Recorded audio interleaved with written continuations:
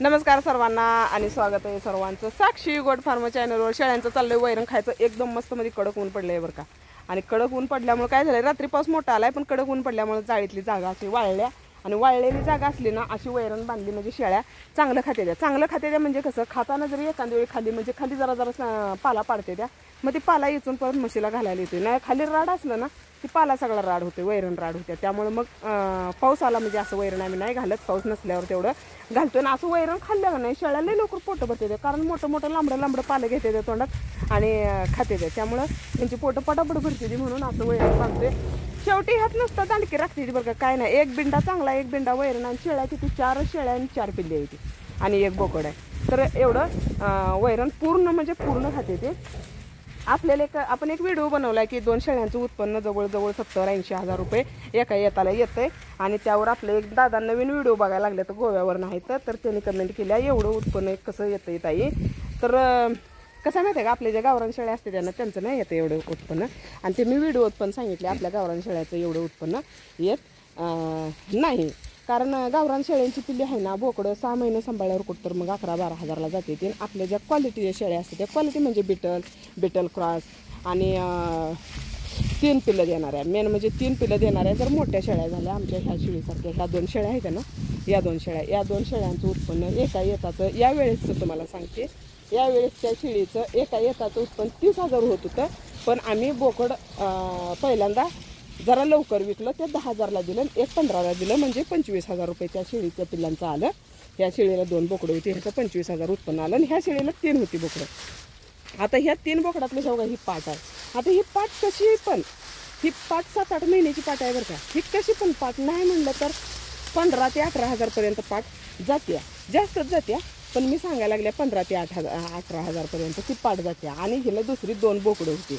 आता बोकडं क्वालिटीला चांगली, पाट सगळ्यात बारकी होती बरं का, पाटापेक्षा मोठी बोकडं होती, आणि तुम्हाला यावेळेस झालेली पण पिल्लं दाखवती। आता ह्या शेळीला 3 पिल्लं झालेलं, ह्या शेळीची बोकडं 15-15 हजारच्या आत अजिबात 4च महिने सांभाळायचं, 4च महिने सांभाळलं ना 15-15 हजारच्या आत बोकड अजिबात जात नाही। 15 हजारच्या वरनं जातं पण 15 हजारच्या आत जात नाही। आता तुम्ही हिशोब करा, 15-15 हजारनं 2 बोकडून 15 हजारनं 1 पाट, 3 पिल्लांचं 15-15 हजारनं 15 त्रिक 45,000 रुपये हिचं झालं ना। आपण तिची 2च पिल्ली पकडलं, 45 तिची 15-15नं पकडली तर 30,000 रुपये झालं, आणि हिचं 45,000 रुपये झालं। तर मग तुम्ही सांगा, उत्पन्न 5 महिने पिल्लं बरं जाऊ दे, आपण 5 महिन्यात 15 धरायला नको, आपण 6 महिन्यात 15 धरूया। 6 महिने पिल्लं सांभाळलं, 6 महिन्याने आपल्याला 15-15 हजारला पिल्लं गेली।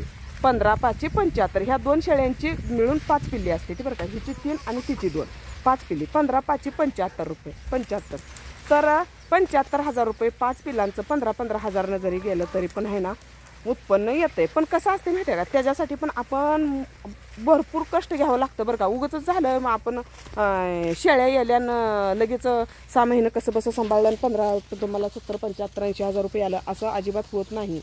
कारण त्याच्यासाठी आहे ना आपण तसं कष्ट पण करावं लागतं, तसं घालावं लागतं, त्यांच्यावर तेवढा खर्च करावा लागतो, तेव्हाच तेवढं उत्पन्न येतं। उगाच असं कशी पण सांभाळलं तर उत्पन्न अजिबात तसं येणार नाही।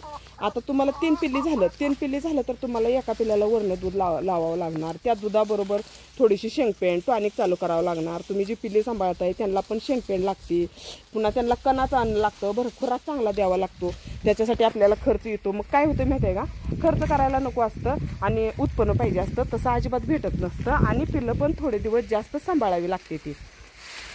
त्यामुळं आता आपल्या ती कोरबो त्यांचा मी व्हिडिओ केला ना, त्याने 1-1.5 महिन्यात पिल्ली विकते ती 7-7 हजारला, 8-8 हजारला पिल्ली त्याने 1-1.5 महिन्यात विकते ती, कारण त्यांच्याकडे शेळ्या भरपूर आहेत आणि पिल्ल्यांचं त्यांच्याकडे म्हणजे त्याने पहिल्यापासून तशी विकते ती। त्यामुळं पिल्ली जर चांगली सांभाळली, आणि तुम्हाला मी हिशोबवर सांगते ना, आपल्याकडे खोटं व्हिडिओ नसतात बरं का, हातभर लाकडून येतं बरं ढेलपी असला व्हिडिओ नसतो आपल्याकडं ओरिजिनल आपण जे उत्पन्न घेतोय त्यावरच व्हिडिओ असतो। त्यामुळं माझ्या व्हिडिओना लाईक पण भरपूर असते त्या, आणि बघते ते बरेच जण। तर बघा आता ही रक्षाबंधनला जन्मलेलं पिल्लू आहे का, ही रक्षाबंधनला जन्मलेलं पिल्लू आहे, आणि हे पिल्लू कसं आहे आता तुम्हीच सांगा। ह्या पिल्लाला अजून 1.5 महिना व्हायचा आहे, ह्या पिल्लाला 1.5 महिना व्हायचा आहे, आणि गावरान क्रॉसला झालेलं बोकड आहे, गावरान शेळीचं बोकड आहे। ह्याची आई लय बारकुडी होती, ती विकल्या आणि आपण ह्याला वरनं दूध घालतोय. सकाळी अर्धा लिटर आणि संध्याकाळी अर्धा लिटर दूध घालतोय. आता आपण ह्यातनं थोडी थोडी शेंगपेंड घालायला ह्याला चालू केल्या. शेंगपेंड घालायला चालू करून 1-2-4 दिवस झालं. ह्याला पचायला लागले पेंड, पण ती पांढरी काळं जी आहे ना बोकाड त्याला अजून पचत नाही. दोन्ही बरोबरचीच आहे ती. ही 1-4 दिवस आधीच आहे, 2-3 दिवस आधीच आहे, ती 2-3 दिवस पाठीमागचं आहे. त्याला पचना झाल्या म्हणजे संडास करून घेते. काय नाही त्याला आपली माणसाची जी पिवळी संडाची गुळी असते ती गुळी ह्या पिल्लांना चालते. 2-2 गोळ्या घातलं ना कमी येते लगेच. एवढं काही विषय नसतं. आपली माणसाची जी पिवळी बारकी गुळी असते ना ती गुळी घालायची, त्यानं कमी येते संडास करून घ्यायचं. मग कसं होतंय, मग एखाद्याला पचतं एखाद्याला नापचतं. ह्यात पण लय खटाटोप असतोय बरं का. लय कष्ट घ्यावं लागतं. पिल्ली संडास करून घेते ती, ताप येते, त्यांना पचन होत नाही आणि वेळच्या वेळी लक्ष द्यायला लागते. आता आमच्यात ती सकाळी बोकड जरा दूध पिलं नाही बरं का. दूध पिलं नाही तर मी लगेच त्याला टेन्शन नको म्हणून थोडंसं पॅरलॅक्स पाजल्यावर त्याची ती भट्टी चालू झाल्या. तर कसं माहिती आहे का, नियोजन लय भारी पाहिजे आणि खुराकावर खर्च करायला पाहिजे. आपण जास्त शेळ्यांकडे शेळ्यांकडे पण द्यावंच लागतंय लक्ष. शेळ्यात दूध द्यायला पाहिजे. त्या शेळ्यांपेक्षा जास्त पिलांकडे लक्ष द्यावं लागतं. आपलं उत्पन्न पिलांपासून असते. त्यामुळं पिल्ली जेवढी चांगलं आणि जेवढी जास्त दिवस सांभाळायला, जास्त दिवस म्हणजे 6 महिने पुढे ठेवायची नाही. ते 6 महिने पुढे परवडत नाही आपल्याला पिल्ली विकायला. परत 6 महिनेच सांभाळायची पिल्ली आणि 6 महिन्यानंतर अशी पिल्ली क्वालिटी. आता ही 1.5 महिना पण पूर्ण नाही झाला आहे अजून ह्याला. तर 1.5 महिन्याचं बोकड असं आहे. तुम्हाला मी दाखवते. हे बोकड 6 महिने मी ठेवलं तर माझं कसं आहे, ह्याला 15,000 किंमत आली ना मी देऊन टाकत असते. मी 15,000च्या पुढची लई अपेक्षा करत नाही. 15,000 पर्यंत पिल्ली जावी अशी माझी अपेक्षा असते आणि तेवढ्याला मी देऊन टाकते. जरी 6 महिने तर बोकड राहिलं तर तुम्हाला दाखवते हे बोकड कसं तयार होते. सकाळी अर्धा लिटर आणि संध्याकाळी अर्धा लिटर याला दूध घालतोय. आणि आता शेंगपेंड चालू केलं, थोडंसं दुधातनं टॉनिक पण चालू केलंय. त्यामुळं क्वालिटी तयार करायची. तुम्ही कुठं ह्या असल्या गावरान शेळ्या घ्यायला आणि ह्याचं पिलू 15,000ला जाऊ दे म्हणजे ह्याचं पिलू 1 वर्ष सांभाळा तरी पण 15,000ला जात नाही. गावरान शेळ्यांचं नाही जात. कसं असते माहिती आहे, क्वालिटीवरनं असते. त्याला पण कसं पाहिजे, पिल्ली अशी पायाला जाड पाहिजे ती, पुढे छातीला जाड पाहिजे ती, पिल्ली मोठी व्हायला पाहिजे ती. मोठी व्हायसारखी पिल्ली असली तर सांभाळायला काहीतरी. नाहीतर मग उगाचच आपल्या गावरान शेळीची आपण पिल्ली तयार करतो आणि ती म्हणतो आपण 15,000 जाऊ दे. तशी जात नाही ती पिल्ली पण तशी चांगली असली तर आरामात जाते ती. तर असं द्या. काही माहिती आहे का, आपल्याला दादा नवीन आहेत आणि ते नवीन आपल्या चॅनलवर त्यांनी सांगितले, पण मी नवीन आहे आणि मी नवीन तुमच्या चॅनलवर आहे, व्हिडिओ बघायला लागलो. तर एवढं उत्पन्न येत नाही ताई म्हटल्यावर मग म्हटलं चला आपण दादांना समजून सांगूया की कसं उत्पन्न घ्यायचं शेळ्यांचं. कारण मी 5-7 वर्ष झालं शेळ्या करते, त्यामुळं थोडा मला पण अनुभव आहे. पिल्ली कशी तयार करायची, शेळ्यांची काळजी कसं घ्यायचं आणि विकायची कशी. थोडा अजून पण मी पिल्ली विकताना फसते बरं का.